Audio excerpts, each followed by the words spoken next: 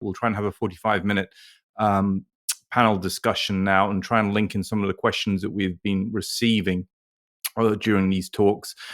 Just to reiterate, thank you very much to all of your talks. I think providing people, me, but also the wider audience out there with some incredible in-depth analysis and understanding of what's going on, which is critical if we're try to make sense of this situation that we're seeing in the Middle East. And as I said before, this is a very dangerous moment, clearly based upon what Vanessa has been telling us, but also in the other talks.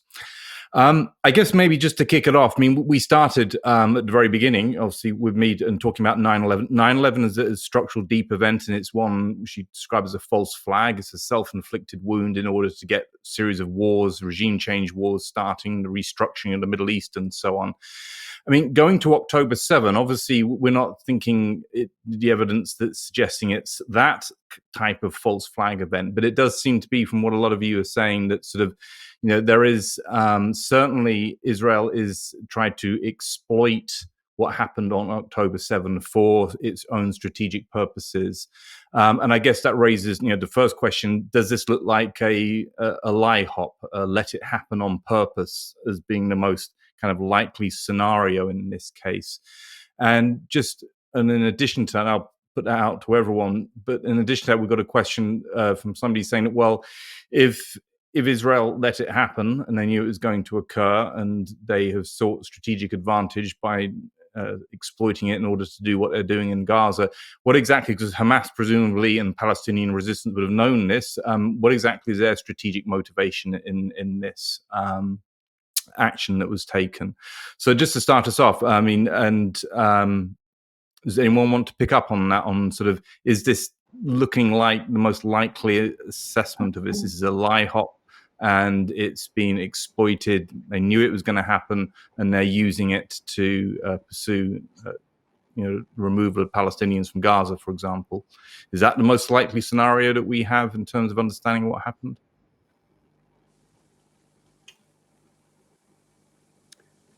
Yes, I would say it's something like Aaron, because he was staying most focused on that. Yeah.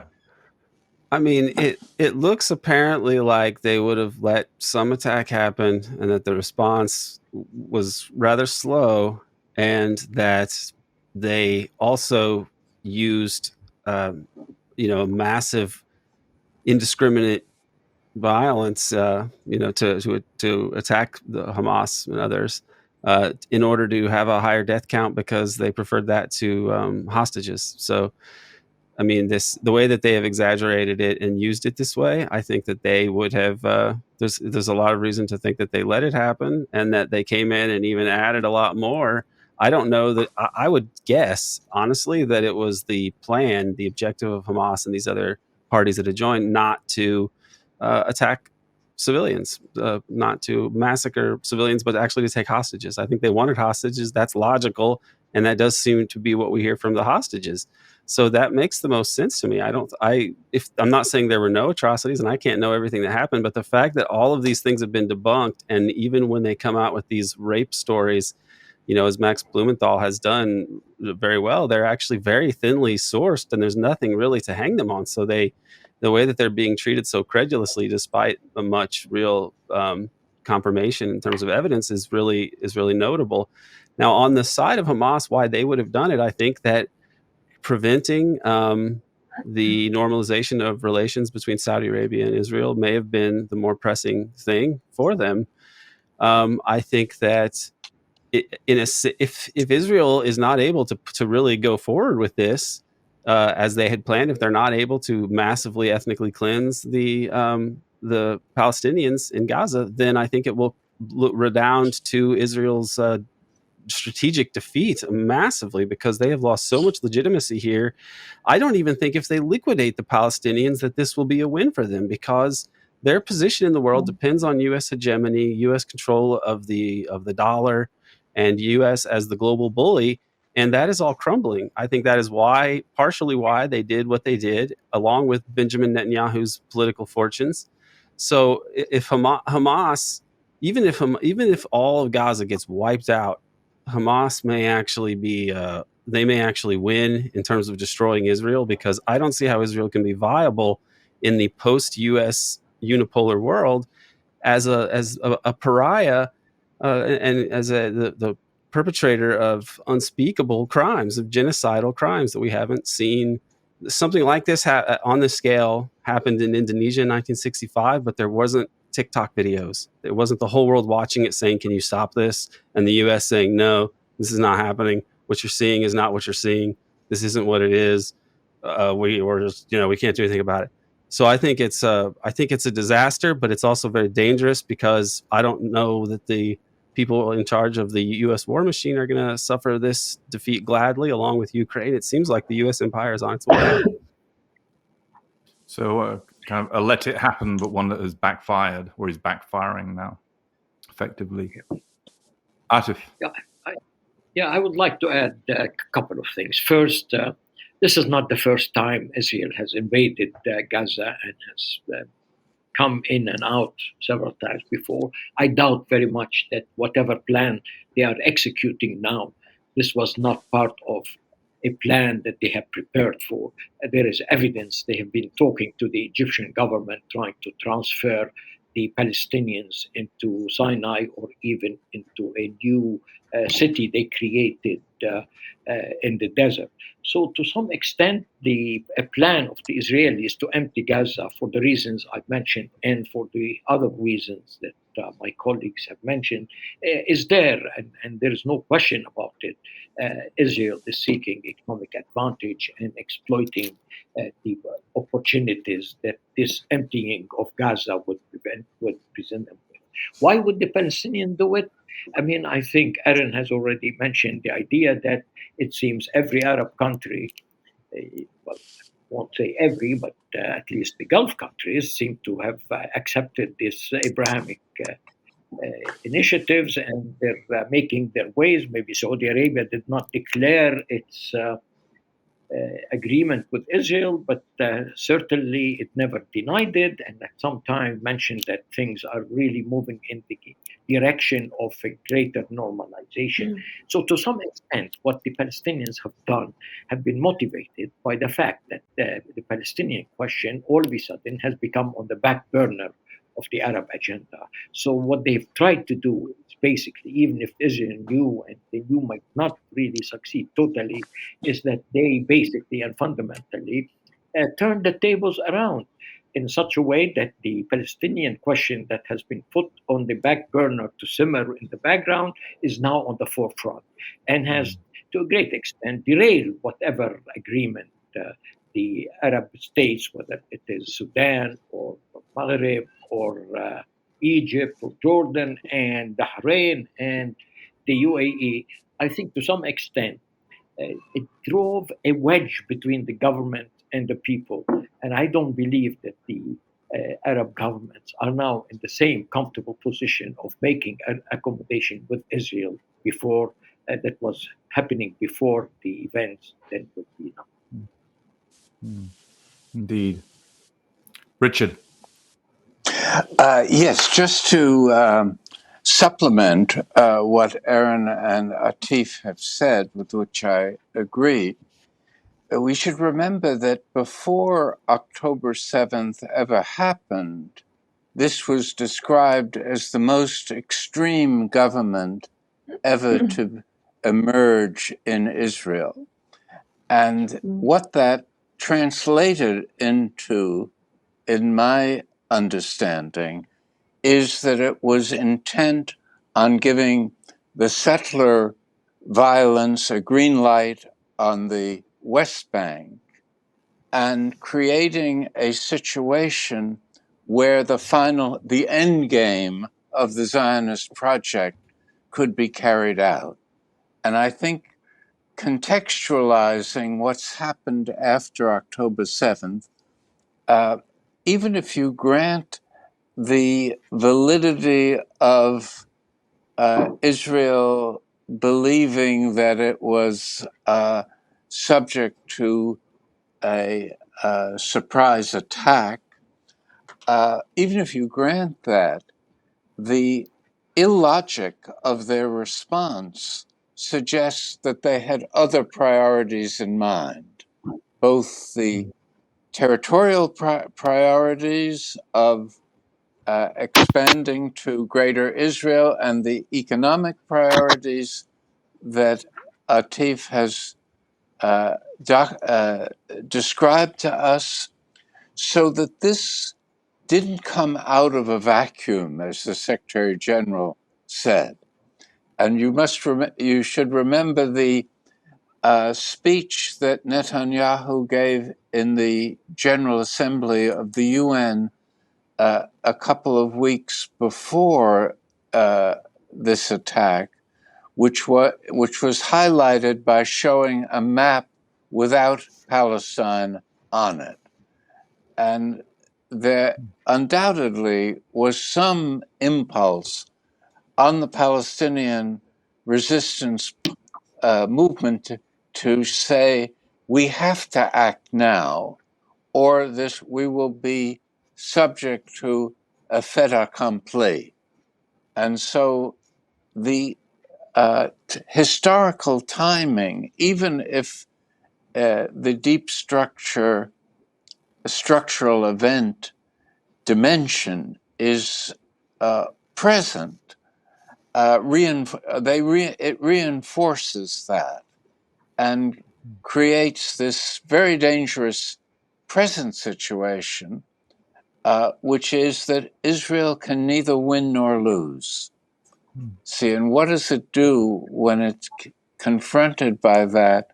The only thing it can do is widen the combat zone by bringing Iran somehow into the conflict, and therefore bringing the U.S. in as an alternative to its ceding control over the whole region.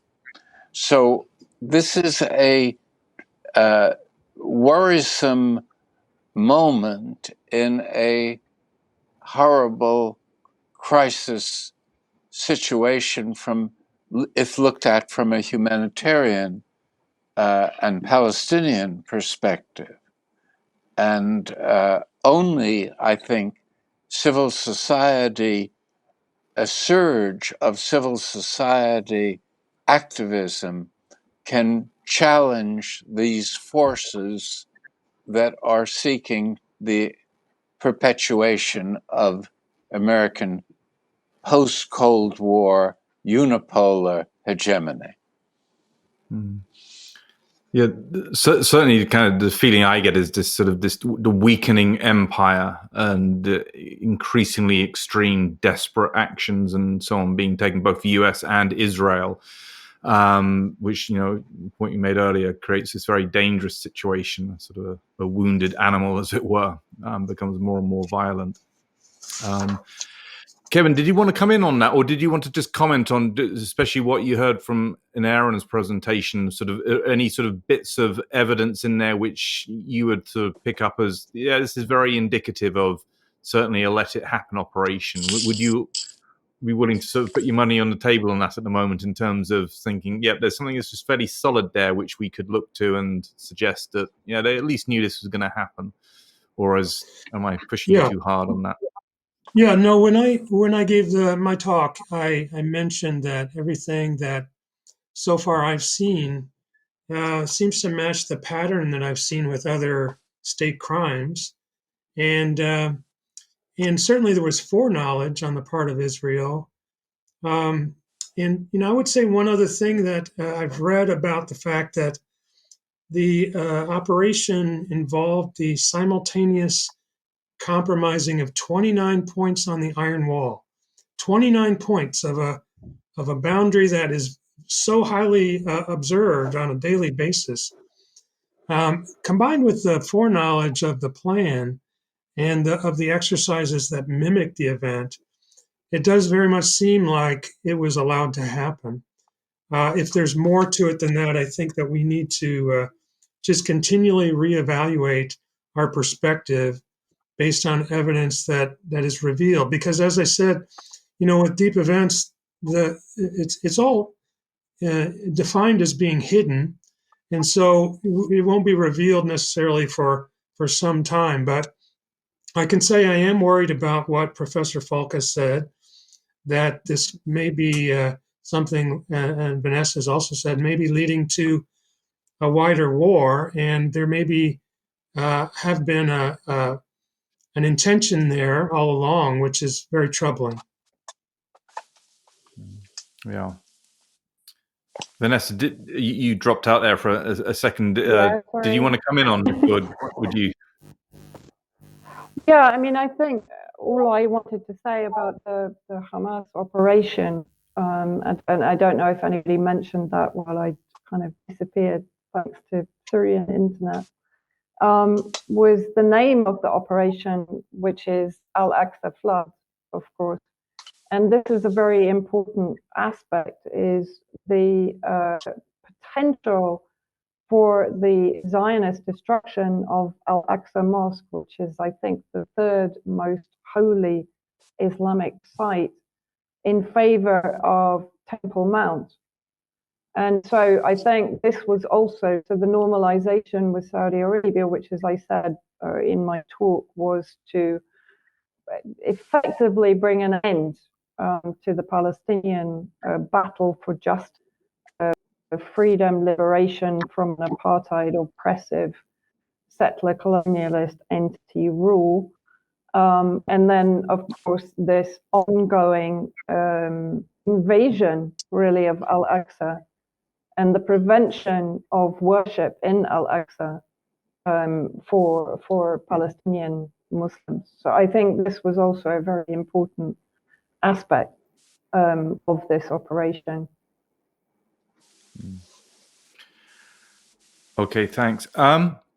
Just want to move this on to question of genocide. So we got we've got probably a fairly straightforward question here, which Richard can answer. One question which came in just said, what do you say to people that this? What do you say to people who say that this is not genocide? It's simply war.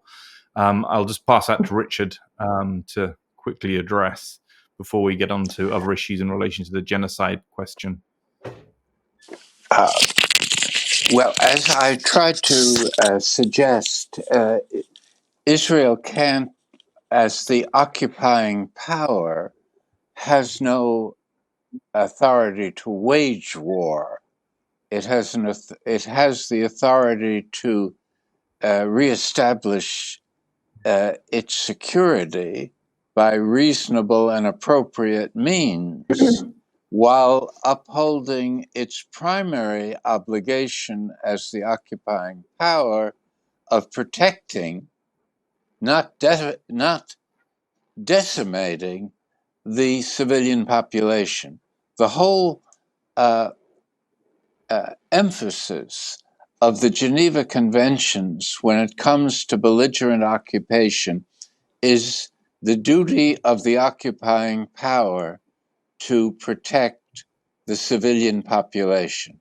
And this kind of response that had very little relevance to future Israeli security, in fact, was dysfunctional from that, obviously dysfunctional from that perspective, suggests that it has to be judged on the basis of what kind of operation this was.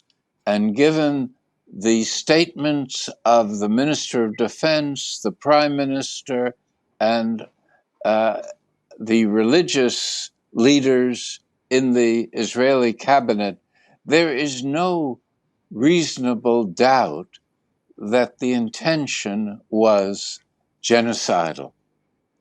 And I would be very surprised, even if a relatively conservative International Court of Justice does not agree with that assessment.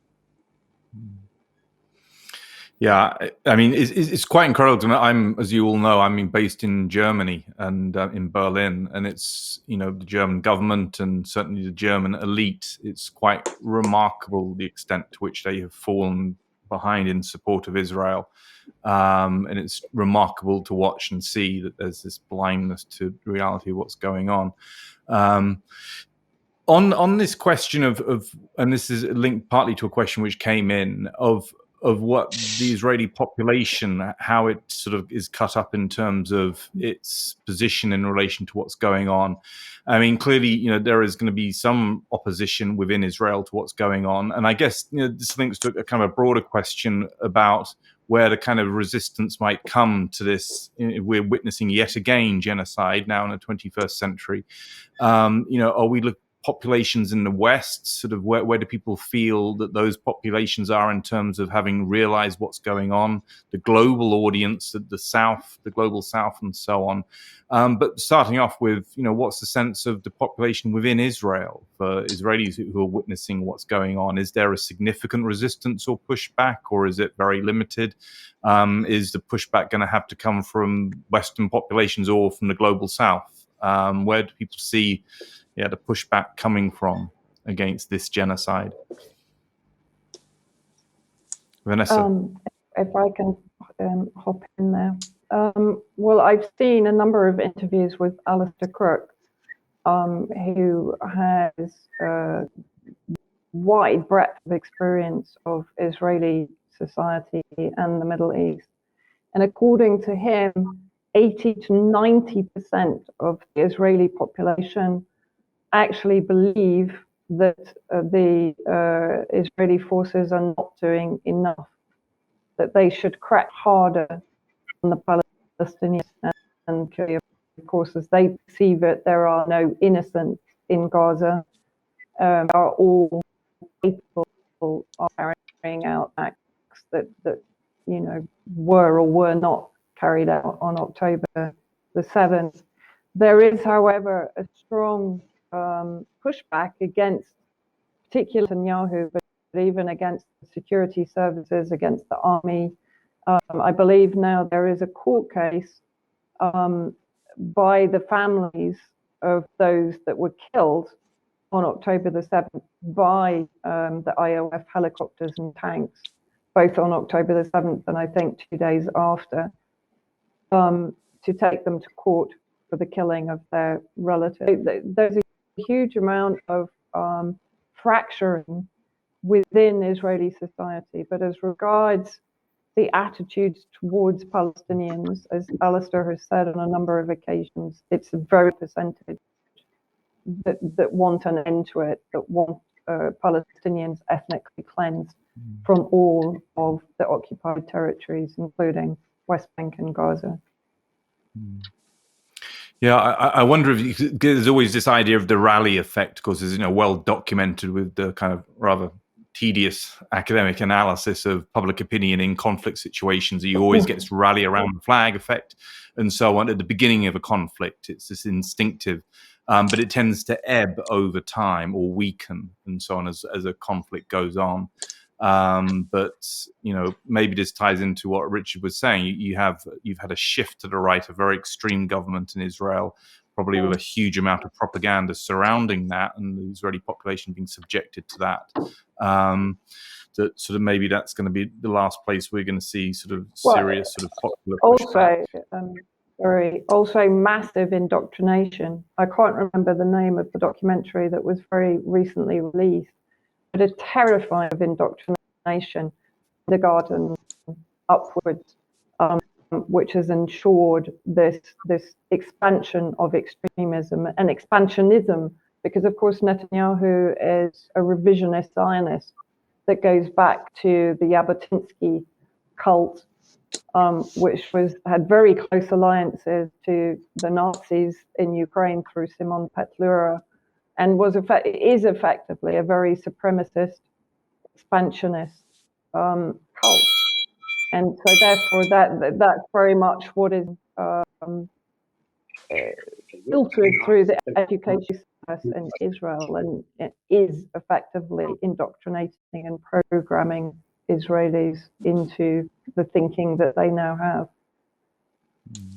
have. And just to add a word to that, we should remember that authoritative human rights groups had concluded in the years, the 5 or 6 years prior to October 7th, that Israel was an apartheid state.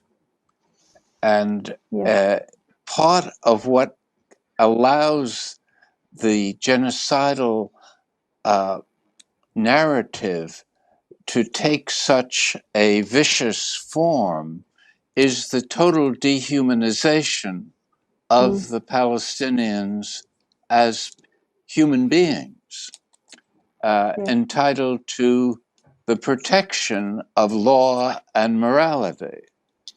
The language of Netanyahu and Gallant, which talked of the Palestinians as human animals who deserve to be treated as such, was then intensified by other ministers who said, oh, well, they're not even human animals.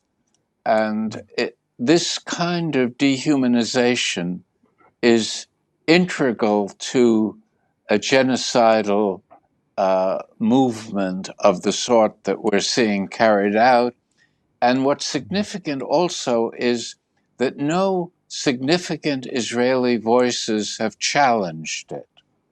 There's a consensus that may not like Netanyahu and the religious right, but they're not willing to depart from this idea of dehumanization of the Palestinians, which was written into the basic law of Israel in 2018, where it was declared that only the Jewish people have a right of self-determination within the borders of Israel.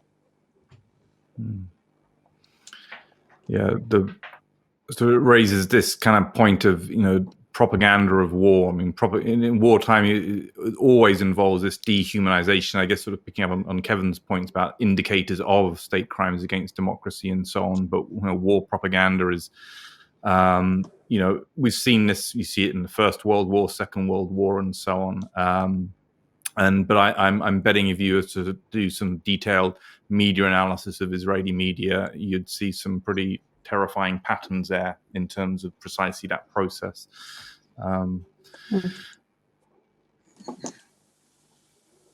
Okay, we've got a couple of very specific questions, and I will obviously we'll run for another 10 minutes up to so we had 45 minutes, but I'm conscious of everybody's time, and you've given an awful lot of your time so far. Got a couple of very, very specific questions. One was for Kevin, actually, in relation to if you can detect these events in real time, what do you do then? What's the purpose of that? Right. Of being able to it's happening? I mentioned a little bit about the fact that this is not an academic exercise or necessarily an attempt to, document history. It's really for practical purposes for those of us who are individuals living in the world and trying to understand what's going on. And so I gave a couple of examples of things we could use this perspective for. First of all, to reject narratives that are obviously false. That's going to help us understand what's going on better and be able to make decisions relative to any information we receive about it. And also to reject sources of misinformation. So, as we watch these events unfold, we'll see, as we do with most deep state events, I think, we'll see sometimes sources of information that don't appear to be being as forthright as they could be about the actual facts of what's happening.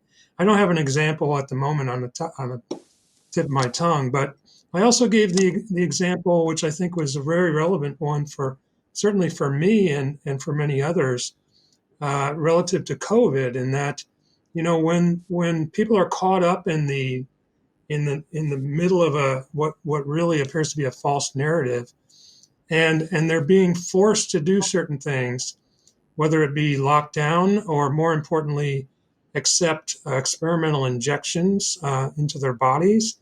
I think that this is the kind of perspective that if they could match the narrative to a pattern of deception in the past, they might be able to make a better decision for themselves with regard to what's going on today. So that's what I stated. Our opportunities to use a perspective that doesn't necessarily have every fact nailed down, every T crossed and every I dotted as to exactly what happened, but still knowing that we have a deception involved and very likely a state crime in progress.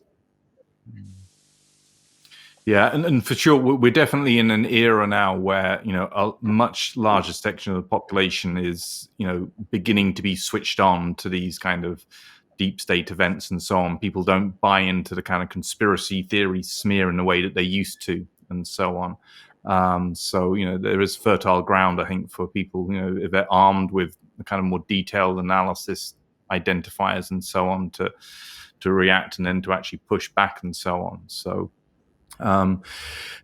Artif, a specific question in relation to somebody's asked about if you could try to map out the alternative trade routes the US is aiming to create and how that relates to current alliances in the region.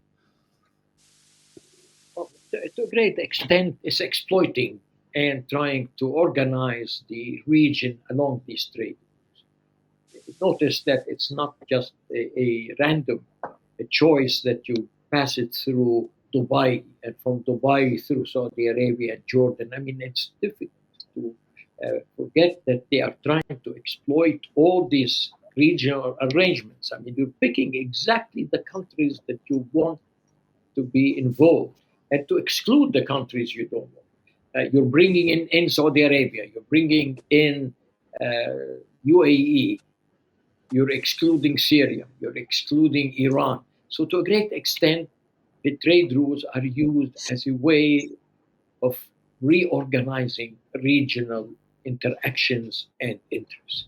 And in this respect, you know, I don't suspect at all that you are not just trying to oppose China and limit China's advantage, but you are also trying to weave your economic relationships and the trade routes and what they carry with them in terms of benefits within the area and the actors that are closer to you. So it's in a way or the other is trying to realign the region, to organize it in a way where the economics and the strategic interests are aligned. Okay, thank you. Just to move to just a closing kind of broader question for everyone to respond to. I mean, we all, it's very clear that we have genocide occurring at the moment. It's very clear that there is, you know, major geopolitical dimension and resource battles. This is part of the kind of regime change wars, the restructuring of the Middle East that we saw, you know, and those quotes from the Chilcot Inquiry at the start and so on. And you know, and we are seeing this kind of point of, I guess, crisis point for the Western Empire and this danger of escalation now in the Middle East. What happens now? And I know I'm asking everyone to get their crystal balls out and so on and make some predictions, but how is this going to end? Is there going to be a scenario where the Western Empire is going to step down willingly, as it were? Or not so much willingly, perhaps be forced to step down? Or is this going to lead into a greater conflict, which will then play out and perhaps lead to the end of the Western Empire? But where is this, you know, what is going to bring an end to this imperialism in your view at the moment in terms of what's happening in the Middle East? And I'll leave that to anyone who wants to jump in first with an answer to that.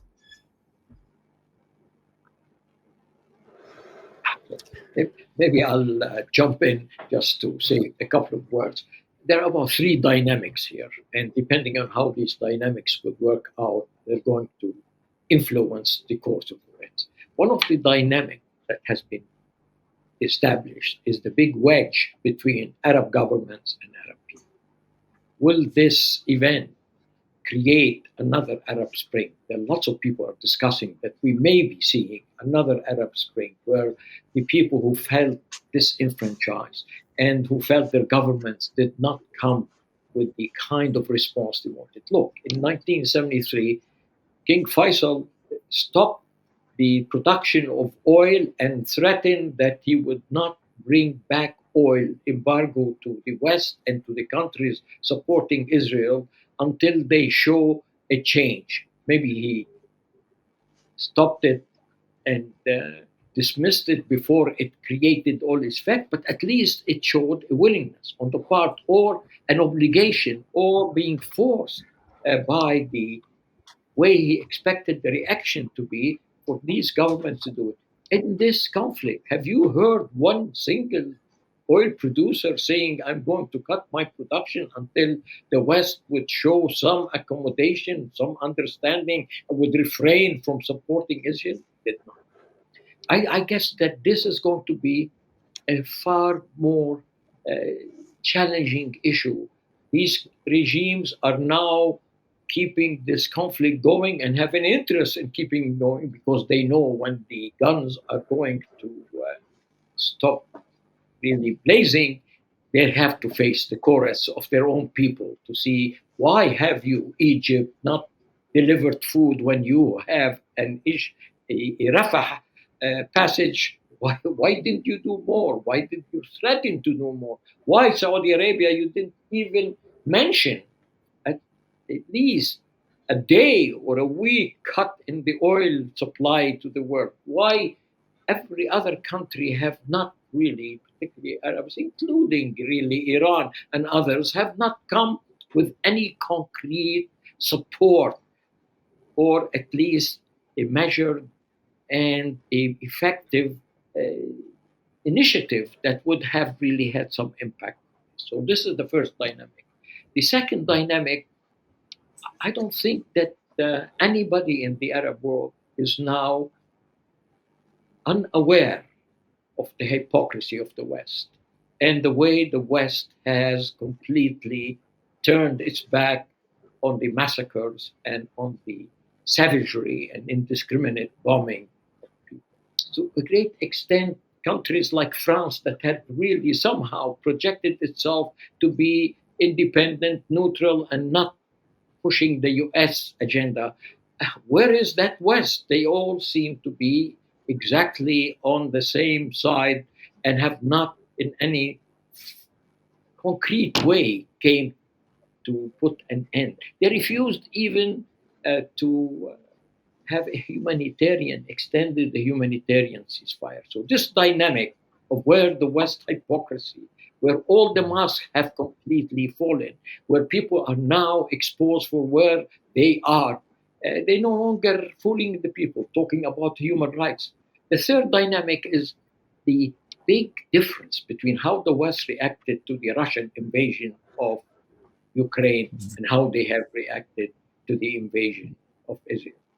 I think these three dynamics are likely to play and to have an influence on the course of events that are likely. Yeah, for sure. The double standards, etc., are absolutely crystal clear at this point, and I think felt by a lot of people in Europe on the street as well. Maybe not in the elites, but certainly across populations, in Ukraine as well.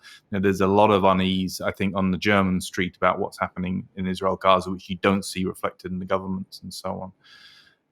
But there is one positive dynamic, and just only say one thing, and this is something I have experienced firsthand in Canada, is the strong support of the youth and of segments of society in the West that were willing to go on the street and were willing to lose their jobs and were willing to confront the established order, standing on the side of humanity and defending the sanctity of life and the protection of civilians. This was never seen before. I've experienced this firsthand. Yeah. Yeah, Pierce, I think that this is really I would echo a lot of what Atif says and other people have about many of these dynamics here. The U.S. position is weaker than it has ever been. I was speaking to Lawrence Wilkerson recently, and he was a Bush official under, I think, in both administrations. Really, he had a lower position before and was in the military. But he was saying he thinks that Israel is going to end within a decade, more or less, and that so when you look at the dynamics of the region and what the U.S. did, it wasn't that the U.S. was always in the pocket of Israel like this. JFK was telling the Ben Gurion that he needed to end this nuclear program or aid would be cut off. And Ben Gurion resigns, and Kennedy's dead very shortly. And then you go in the next administration, it's basically LBJ gives them a pass to attack the USS Liberty and to start that 6-day war. And you got to look back and think, how do you go from Kennedy doing what he was doing? And he also wanted a solution to the Palestinian crisis as well. And then Eisenhower intervenes on the side of the global South, basically in the Suez crisis. So how do you go from that to LBJ, this hard right turn, which is we see across the board, Vietnam, Indonesia, Congo, Latin America, everywhere. He reversed all these policies. It was a hard right turn for the U.S. empire, basically, when they get rid of Kennedy, who seemed to be a bridge between, Cold Warrior, but also like Henry Wallace internationalism and wanting to wind down the Cold War. And they didn't. They took a hard right turn. And then you have and the Israel side seems to have been a part of that. And then in the 70s, Nixon, after Nixon, you have the neocons come in, who we now know as people very much associated with Zionism, Rumsfeld, Cheney, right? That's who ends up emerging from the chaos of Watergate. And then you have a Carter administration that's kind of feckless, but then Reagan brings these guys back, all of these right wingers, and it's as though the Watergate and the Vietnam War lessons and everything else never happened. You end up more right wing, more aggressive, more pro-Israel than before. And and then you have the end of the Cold War. Bush tries to deal with this, and he can't. He's overcome. Probably, as Lawrence Wilkerson was saying to me, and that article that I showed as well, probably because of Israel. I think it's been hard for people to grasp how powerful Israel has been. It's even deeper than what Walton Mearsheimer say in the Israel lobby. It's not just all of those things that you can observe. I think that they are intertwined with the clandestine side, the secret fascist element of the U.S., the sexual blackmail business that you see with Epstein, and who knows what else. I mean, the Zionists are fanatical in their beliefs. And when you look at how, after the end of the Cold War, and especially in the 2000s, the U.S. abandons realism. They don't even function as an effective empire because there's something at the top of the apex of power, the black box that we can't see in, that is making them pursue stupid and crazy policies. And these are generally things that when you look at them, you see that they are also in accordance with hardline Zionism. And nobody ever questions Zionism in the U.S.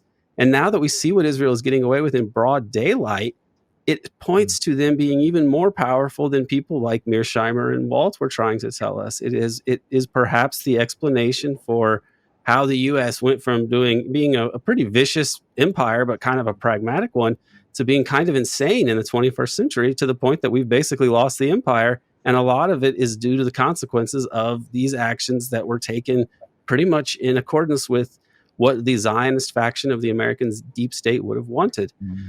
And this is a lot for people to try to process and understand. It didn't really require me to revise my own thinking about the deep state, because I basically said the same thing, that sometimes we outsource things to countries and they get powerful because they are doing, dirty deeds for us.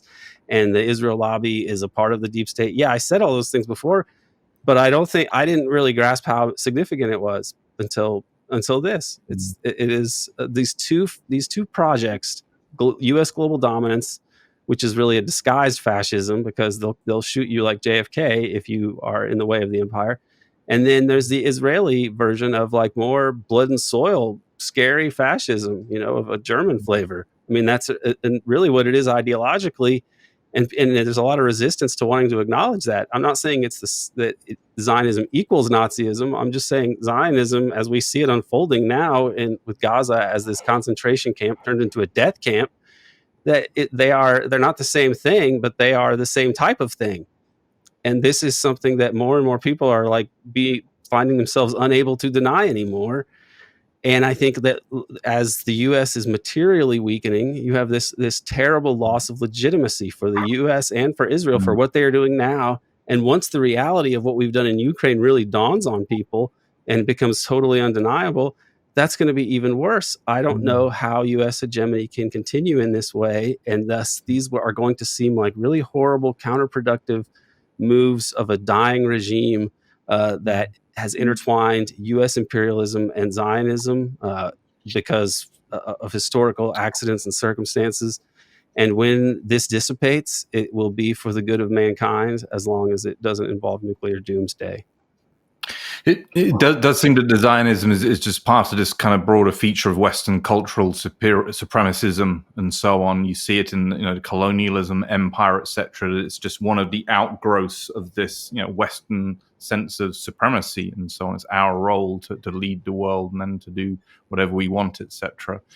I'm conscious of time. Just Vanessa, I mean, is it going to require, okay, there might be this kind of slow grinding to a halt of the empire and so on.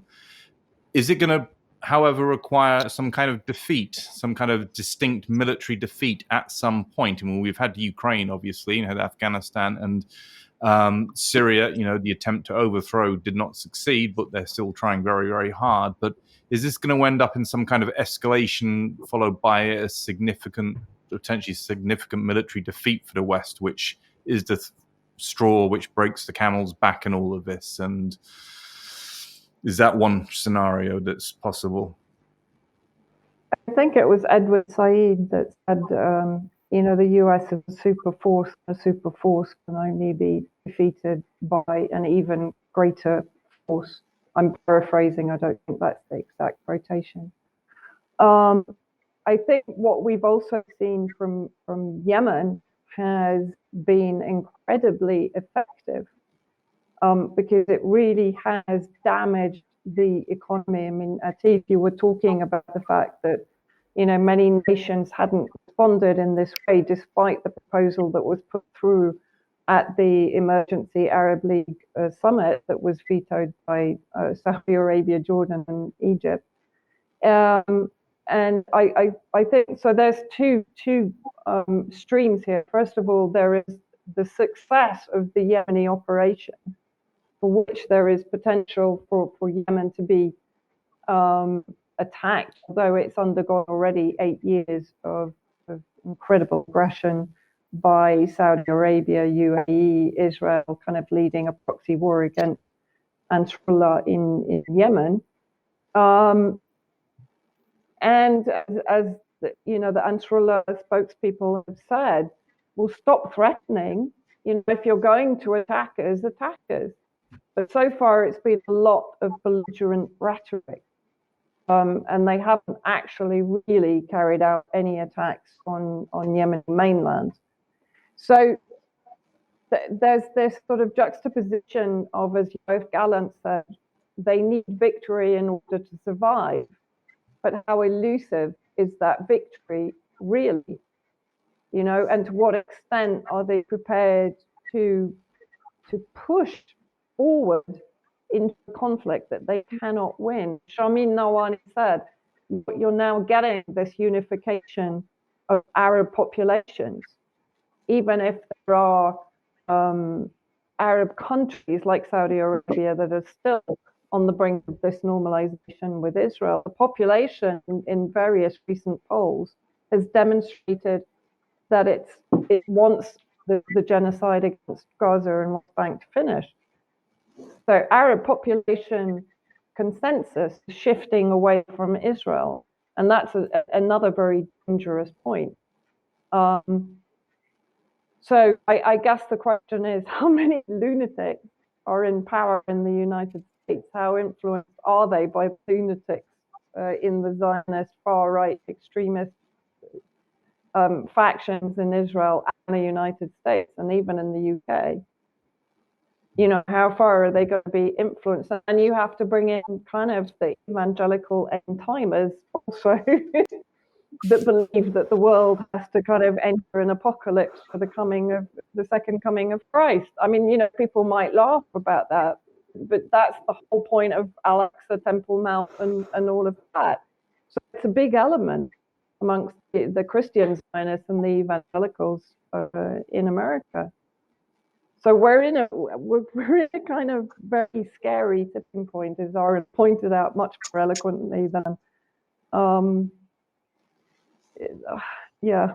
I'm really not Yes. sure. I guess by any measure, we've got quite a lot of lunatics at the top. Yeah. Okay.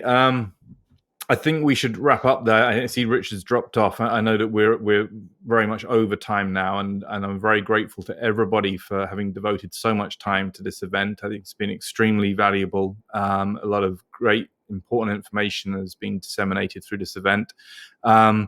It is a bleak time we're in. We're witnessing genocide, and I think we are now ended. Mike, Thanks. I'm assuming that we're.